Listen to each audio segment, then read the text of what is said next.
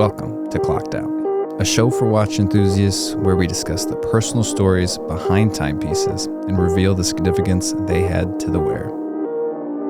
And today I'm with my guest, Sam.Patel. Sam is an incredible entrepreneur, consultant, speaker, and all over general badass. And I really appreciate him being here today. So welcome to the show, Sam. Appreciate it. Thanks for having me. Well, my first experience with you was quite an interesting one. So as you guys will come to realize, I run a studio business, which Sam is a gracious patron of. And plenty of people come into the studio and they bring multiple outfit changes to switch between stuff. But Sam was the first one that had his watch box with him, and between each outfit change was not just a random watch. They were all kind of heavy hidden pieces, and I was like, this guy is no joke. Travels around with the watch collection, I assume not on a daily basis, but from that point on, we hit it off. And so again, I thank you for being here today, and we have a bunch of really, really interesting pieces here. And I see that they all kind of, for the most part, lean one direction. And so we'll have to talk about that. And then you brought something new in today, even just on your wrist there. But, I like to start off every episode with kind of walking us back to how you got introduced to watches. And take it from there. For sure. Well, once again, thanks for having me. I'm really excited to talk about the collection that we have here. When I was a child, I think that everyone always has that memory of their first watch, right? Yeah. My dad, I'm a first generation in the U.S. I was born and raised in Florida. My parents, immigrated over here. My dad bought this watch. It was a Rado watch. And, they were nice. They had the little diamonds on each of the hours, and he was hugely proud of it. It was a massive success thing for him. I came to the U.S. I was successful. I'm going to buy this watch. And, that inspired me. I was like, wow, that was his kind of trophy for himself to get this watch and wear it everywhere he went. We'd go out to dinner, he'd wear that watch. Yeah. And so I got into watches because of that. And then my brother, he always used to go to the mall and buy that traditional Fossil watch. And, back then it was the craze of the 80s and 90s and 2000s, a Fossil. And that was my first watch, was a Fossil watch. Actually, I think I still have it in Florida. Good. Okay. At my parents' house. But I thought I was the ultimate cool kid wearing that to school, and it was a couple links too big, but I didn't care. Who cares, man? Right. It was the big thing. So, I didn't appreciate watches because when you're young, they're expensive. You just kind of see my dad, he had a nice watch, and then you see the Rolexes of the world. And you're like, oh man, those guys are badass. I hope to be like them one day. So, through college and through my early career, I didn't wear as much because I didn't want to wear a Fossil anymore. Nothing against them. I still love those watches. But you're like, that fad goes away, and you're like, I'd rather just wear nothing. You have more knowledge, Exactly. And then I'll admit I wore an Apple Watch for a while. I still have it. And, it's got that technical piece to it. We'll give them a pass. But, I realized as I was having some success that I wanted to kind of rekindle that interest I had. Yeah. Because I had some success now, and I could actually invest in these watches and be able to enjoy what I've seen my dad do and kind of basically live his life in a way where he had some success and he had that trophy of it and representative of himself on his wrist. Mm-hmm. And so, I kind of give the credit to him, but certainly the inspiration has been kind of lifelong, and now we're here. So walk us through what was the first milestone and the first watch of the collection? Yeah, so I got married, and my wife and her family actually gifted me this first one here. Mm-hmm. It is obviously a traditional Omega Speedmaster moon watch. And, this watch obviously has a lot of meaning because it was gifted to me on my wedding day by my wife and her entire family. And that's awesome. It was, of course, kind of a very proud moment because I was getting married to someone that, I have known and loved for a very long time since undergrad.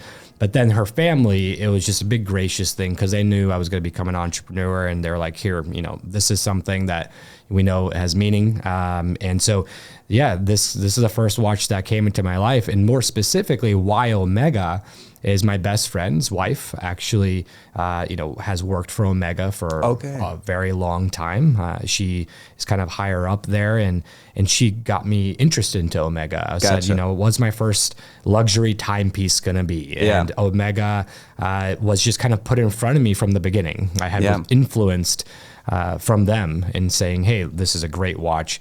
And further, I went to Purdue University. That's where I met my wife. Huge history with astronauts, huge history with the moon travels. I did not know that. Neil Armstrong graduated from there. I guess that makes so some sense. we have an entire Neil Armstrong building on campus. And so it had a lot of meaning for me just past the recommendation from my friends. Sure. Had meaning, of course, because it was gifted to me on my wedding day, but it had meaning because these watches, of course, have a vast history that goes back to my alma mater. Yeah. So it just checked off all the boxes, and it just works with everything. It's clean. You can wear it casually. You can wear it with a tuxedo. Yeah. It's just so versatile, and it's a decent price point. And really, Omega is just one of those watch companies and manufacturers that they just have a strong tradition. Yeah. And that tradition, of course, I'm huge about meaning. Anything I purchase or invest or anything I do or anything, even my dogs that I've named have a meaning behind their names. It's like, sure, I want to make sure that it has a purpose. And this watch served a lot of purpose for me. Well, and I think Omega is a great first watch for many people. Omega was my first luxury watch purchase with this Seamaster, and my brother got the black dial variant. And I think Very nice. Didn't come into it from the moon-related program, and I know Omega has a very tied history with that.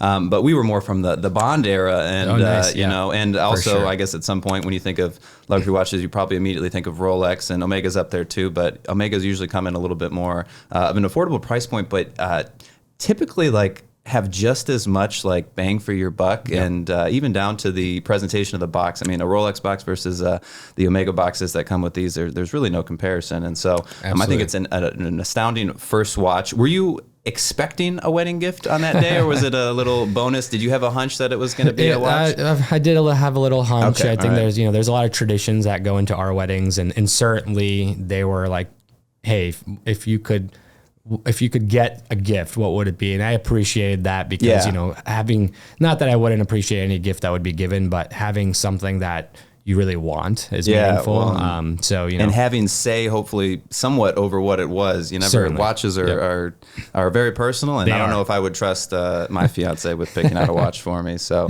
well, very cool. An open case back, which I see we have on a couple of these. I don't know if it's on some of these other ones, but always a beautiful detail, and actually I feel like one of the more decorated ones. And so I don't know. I know there are.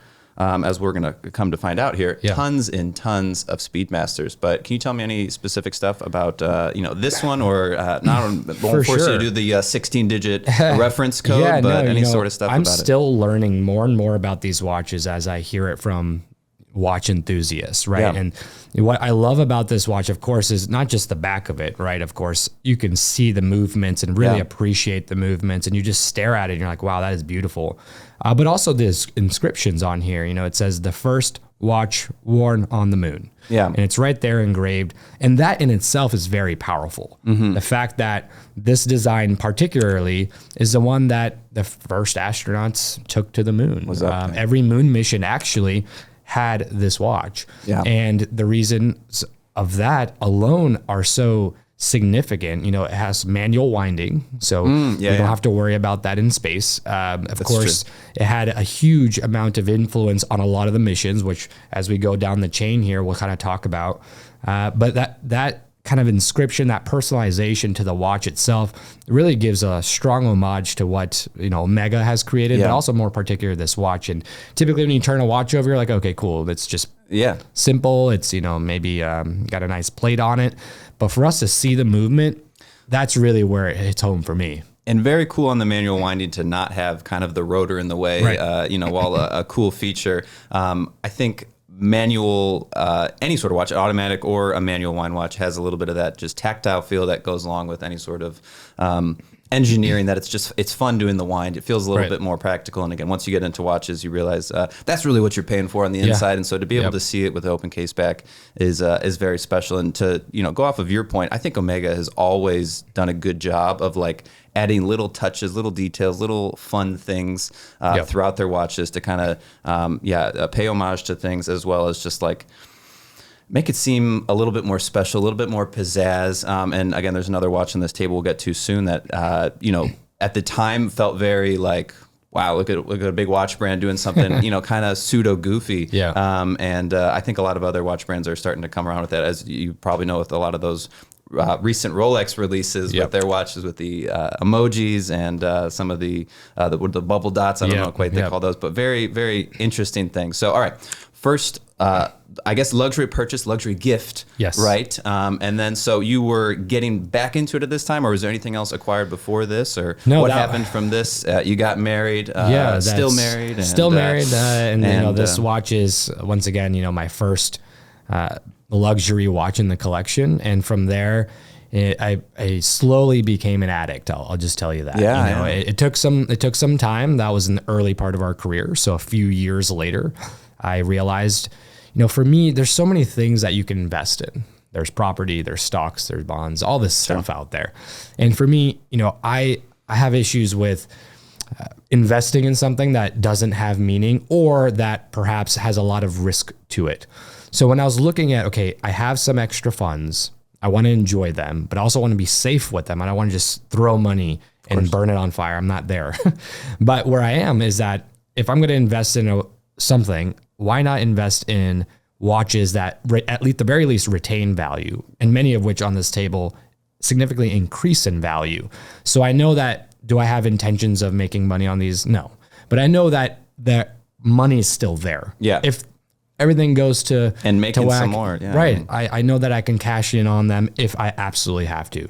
I can generationally pass them down as well. And that's kind of cool. And so for me, as I started to say, okay, I got this first piece. Now I want to go further. What am I going to do next? I took those considerations every single moment in my choices is, what does the watch mean to me? Does it have meaning? And further, does it have value that's at least retained? Yeah. And hopefully increases through time, but certainly doesn't decrease. Yeah. Because once again, these things have quite a cost to them. And those are things that I personally like to consider in that storyline. You know, I made a trip to Arizona. I was speaking throughout the United States. This was on one of my tours, and I had some downtime. So I went to the mall in Arizona, and there was a Omega boutique.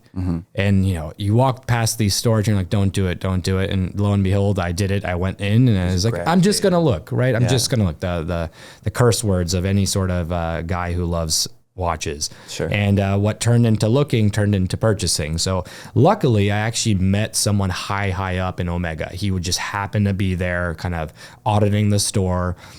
He's like one of the directors of the West Coast, I believe. Yeah. And he had a really long conversation with me. He's like, hey, I see you have it. I actually wore this watch to the store. Yeah. And it's he had a smart move. Smart move if you want to maybe walk away with something. Show a little bit of loyalty, right? I'm not just support. I'm serious, right? Exactly. And he said, hey, I like your watch, and we sparked a conversation. And an hour later, I told him my dream watches, and he's like, you know what? Let me put you on our list. And you hear that, right? I'm going to put you on the list, and specifically with the Rolex. Thanks, bro. The list in my interpretation means nothing, but nonetheless, it's a post-it note in the back. It's a post-it note, right? That just happens to get crinkled up. But that's when this guy came into the picture. And this is, of course, basically a variation of my first watch. And this is a Speedmaster, of course. Yeah. But this one is probably one of the most unique watches. Absolutely. And it's really an out of this world watch.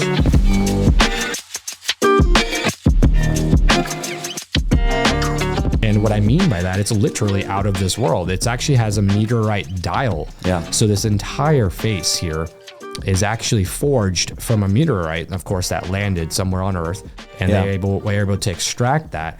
And that's what I love about it is, once again, it's not from this world. It's pretty damn cool. And on top of that, it has, of course, the exposed back, right? And you can once again appreciate what Omega does in terms of their movement, and of course appreciate how this actually works. But further, the beauty of it, this watch isn't unlike any other, because these slivers of meteorite that are forged onto these watches, they're all unique. So all the other meteorite dial watches are all different. They all have unique personalities to them. Yeah. And so I think that is what really attracted me, was something that, once again, going back to what's a watch I can invest in that's unique, that has good value, and that has a storyline. And the crazy thing is, we'll never know the story of this watch, right? We'll never know where that meteorite came from in the universe. And that curiosity and that kind of suspense is something that watch is going to live on for forever. Of course, it's got the gold kind of accented throughout, so it gives it a little bit of flair. This is kind of that, gray side of the moon. Is what they call it. That's what they call it. There's the dark side of the moon. There's the gray side of the moon.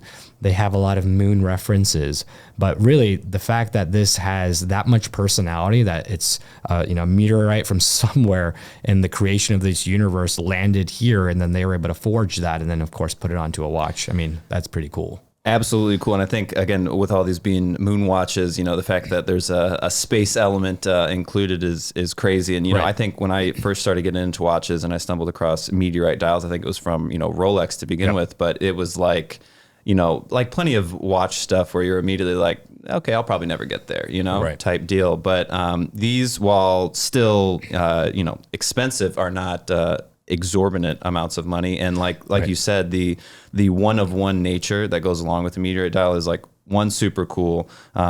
So that, you whether it's the same watch or not, the same dial is not going to be found. Right. And I think that is such a cool part. I think just aesthetically, meteorite dials are like beautiful. And I think like it's such a big flex. Like if you know what it is, it's like, again, to other people, like, oh, it's cool, interesting dial. But like those that know, it's like a meteorite is no joke. Right. And I was doing a little bit of research on it this morning. Yeah, about the gold accents, and I think that they were saying it was like rose gold, but it's their own kind of proproprietary mix, and it's a little bit different than like a proper rose gold. Yeah. But I personally, rose gold does it for me. Yeah. I'm a huge fan of gray, a huge fan of this watch.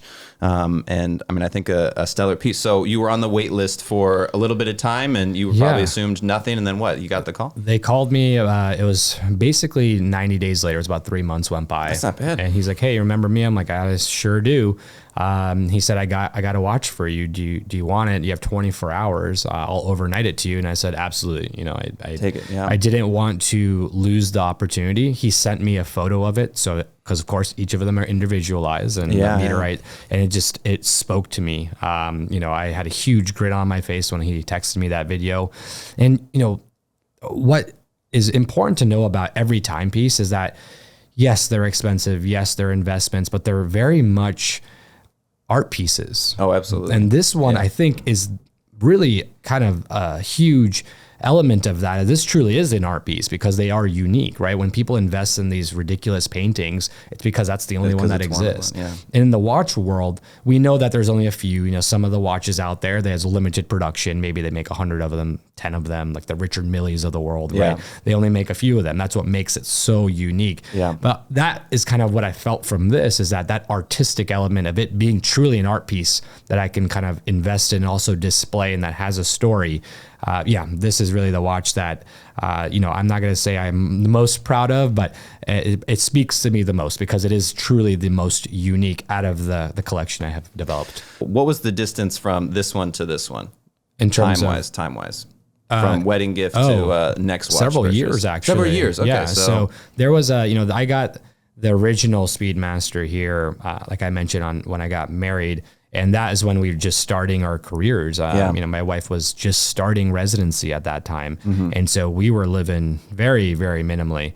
But that's where I would say the seed was planted with this guy. Yeah. And it was dormant for a little bit. And then once we started to see some success and wanted to make some smart investments, that's when the seed planted. So that was about a 6-year, 6-year difference there. Gotcha. Really, all of these kind of came about in the last year. So the collection really has grown very recently. Okay. And that's what I thought. So that's why I was kind of hinting at. So, all right. Decided to take I don't want to say the plunge back in, but 6 years later, a little bit more wind in your sails business wise and stuff like that. Where did we end up going from here? Yeah. So from there, going back to that childhood dream, that entrepreneur guy mentality of you have to get a Rolex. At some point there's that, that goal, and that goal is to have a Rolex on your wrist and something that kind of shows personal success of being proud of something. I'm not huge about wearing my watches to flaunt them. I don't sit there and take photos of them and post them on Instagram. Nothing. Or have like a watch show or anything like that. Egotistical. Right. Nothing against that. But, for me, I wanted a Rolex that had meaning. Yeah. I wanted a Rolex that had a purpose. Once again, going back to kind of the tradition of what I've been talking about so far, is I wanted it to have a good understanding of a storyline that I could say I'm proud to own this watch. Yeah. Not just financially investing in it, but having the ability to say, actually, let's talk about this. And so that's where we came with this guy here, the Rolex GMT Master 2.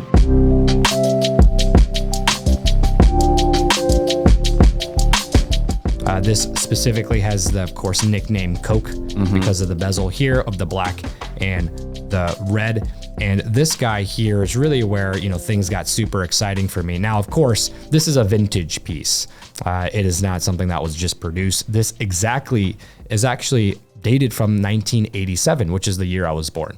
And so Very I cool. sought this. Yeah, okay. I sought this watch out on purpose. I looked around. I found it extremely reputable. I think it's the most reputable watch and Rolex reseller in the world, and contacted them. And they had this exact one. So I've, grown up drinking all sorts of sodas, and Coke has always been something I've always leaned into. So I'm like, that's, I love the red. I love the black. I mean, you can see I'm wearing red and black right now. Yeah. And so the colors, of course, are attractive to me. I wear a lot of these colors all the time. Further, the Coke, I know they have the Pepsi as well. Nothing against the Pepsi, but the colors and the meaning behind it. But lastly, it was built and made the year I was born. Yeah. And so That's very cool. it was like, all right. And it came in the original box, the original certificate, the original everything. And so acquiring this watch had a lot of meaning, not just because it was a Rolex, not just because I, enjoy the colors, enjoy Coke, what it's named after, but also because of the fact that it was made the year I was born. Yeah. And so it's a legacy piece, and I hope to pass this on to the future generations, and it kind of just build that storyline.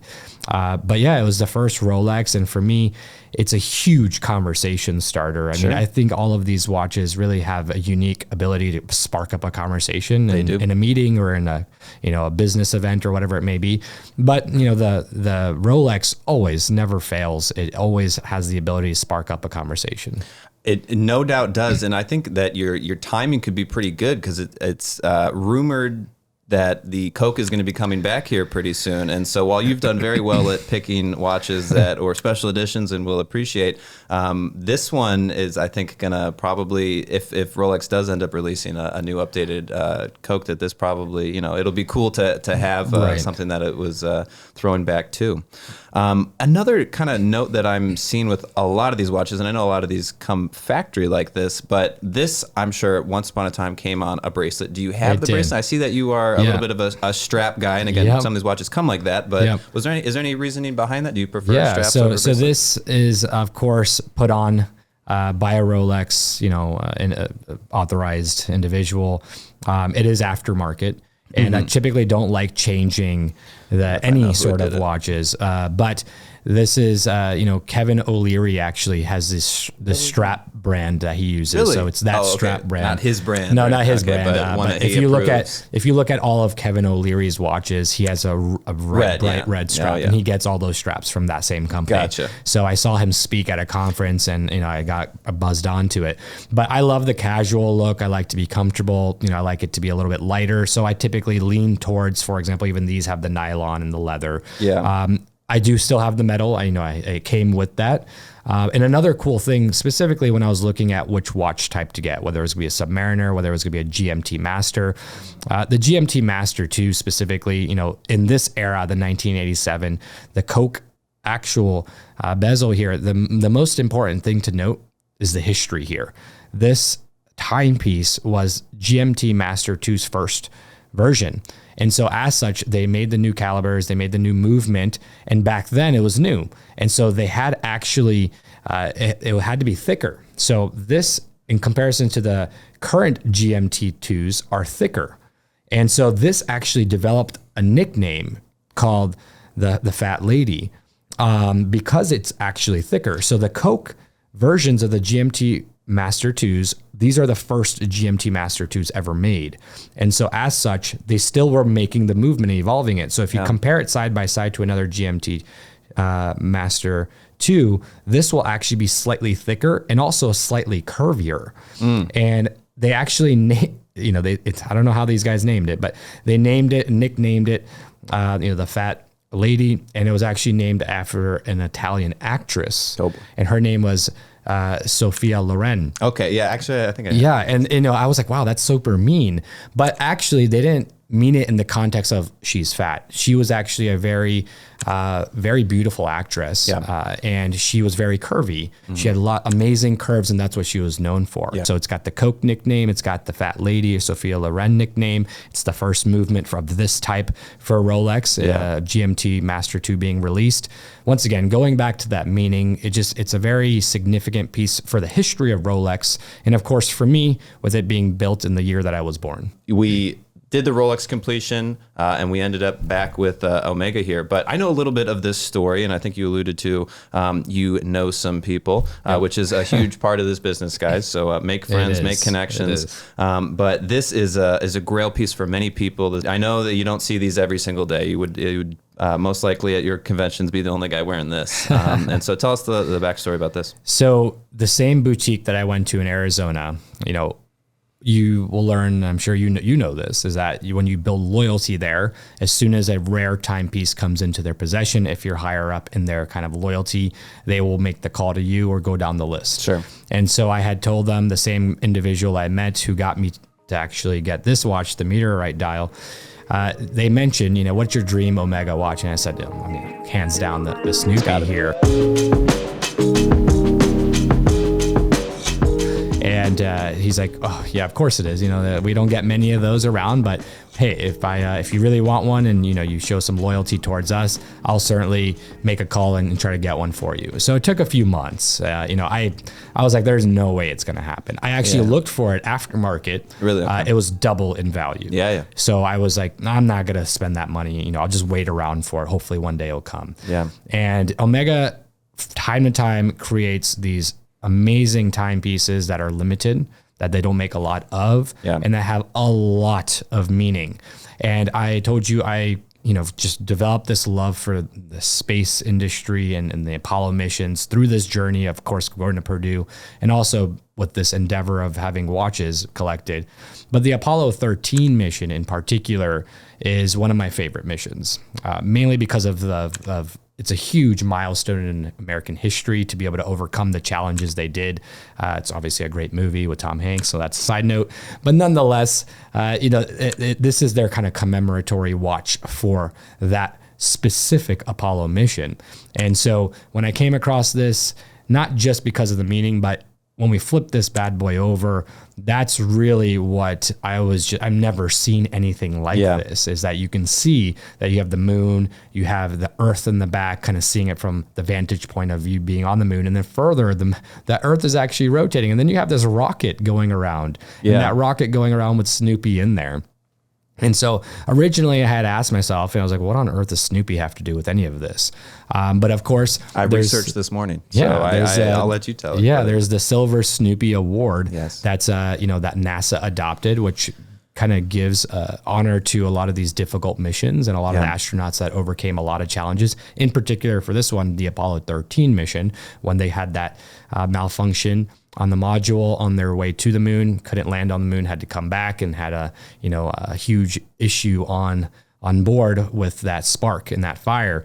And this actual watch, not this specific one, but the Omega Speedmaster series watches was instrumental in that mission. They had to use it to time the afterburners and everything. Mm-hmm. So it actually played into saving their life.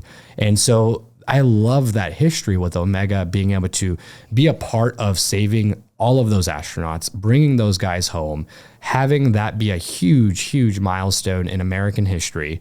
And of course, the NASA history. And that's where it really did it for me. And I think that, of course, it has a beautiful color to it. It's very unique. It's got that white background. It's got the blue and just, I don't know, it has so many layers to it.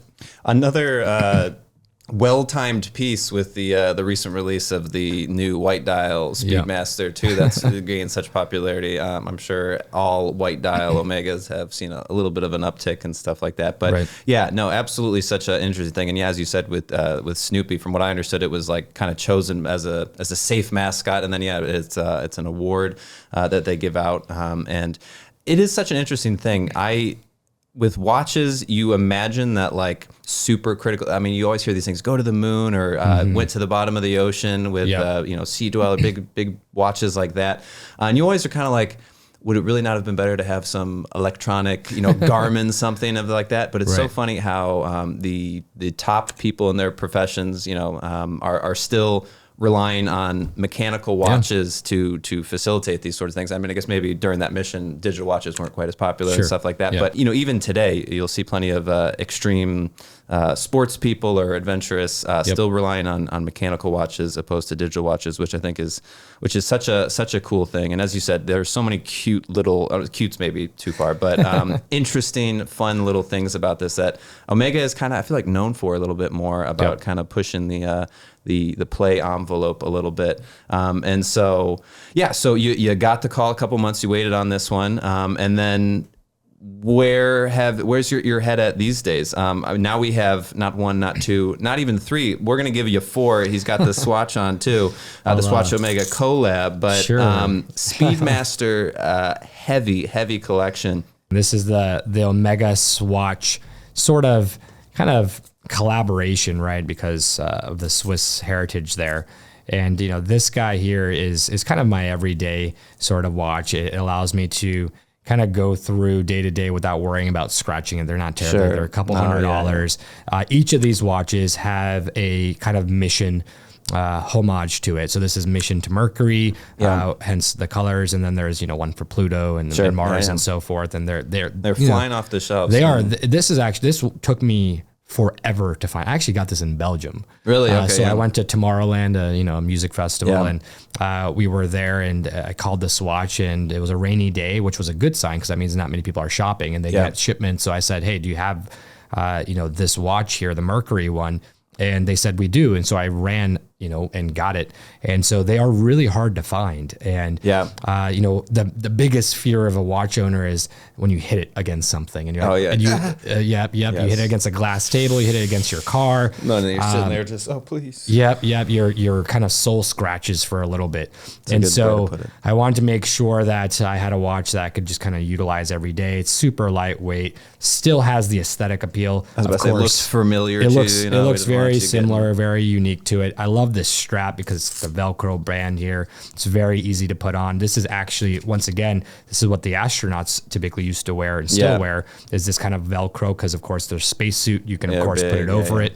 And so I love the meaning behind it. One thing that we haven't really touched on is that all of these glow in the dark and they illuminate, and that's pretty cool. I think I need to buy one of those little things. My brother has one. Put that on the to-do list. But they're pretty cool. Like these are green, then we have the Rolex in blue, and they're really bright. It's actually pretty beautiful to see. But as I kind of expand on my collection here and as I go about this journey, I have a huge loyalty for Omega for obvious reasons. My first luxury watch. They have a lot of moon and space references. They certainly are beautiful. They're consistent. I mean, you mentioned they like you too. Also, so you should continue down that road. Correct. Yeah. I mean, if I can get into a boutique that has a Rolex loyalty, which is near impossible nowadays, hey, I think you might have chose your side, man. I don't know, But you mentioned one thing that I really loved is that even today, with the digital capabilities of technology, they're still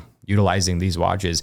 And what that means for me is that that's how reliable they are. The movements of both of these manufacturers, the Rolex and Omega, whether it's in racing, out on the boats, on the railways, of course for flight, aeronautics, so many different things, and they still utilize mechanical watches. And that is telling that they still trust and depend on the movements of these fine manufacturers over digital. And because digital, it can break, it could crap out. We don't know. I mean, something could happen, but this will always be reliable, as it was when each time they went to the moon, as it was on the Apollo 13 mission when they were coming back home. That reliability, I don't think it's ever going to go away. And that is, the investment here. So as I kind of embark, I do have some eyes on some watches. I'm fishing around for a couple Rolexes. All of these are kind of silver based. I would love to go into the Submariner. There's a gold one that's gold and black, kind of my alma mater colors, and plus it's a pop. It pops on your wrist.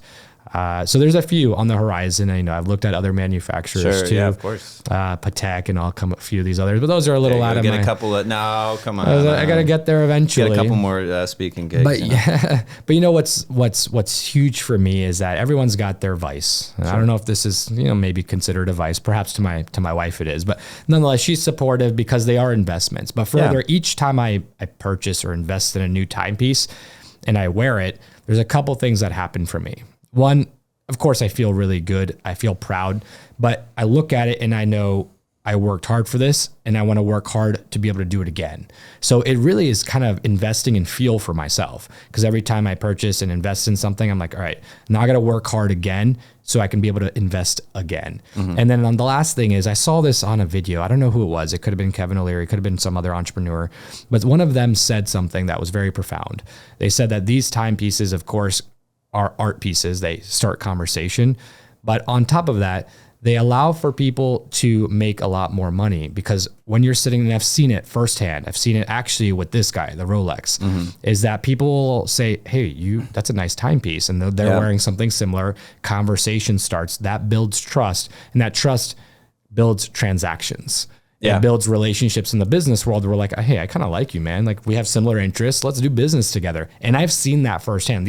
All of these have paid off by deals I've made by just sparking conversations with other like-minded entrepreneurs. I think watches absolutely do that. And I think maybe unlike car people, where there's a little bit like of a wider spread, certain car people might not get along with other car people quite the same, depending on their preferences.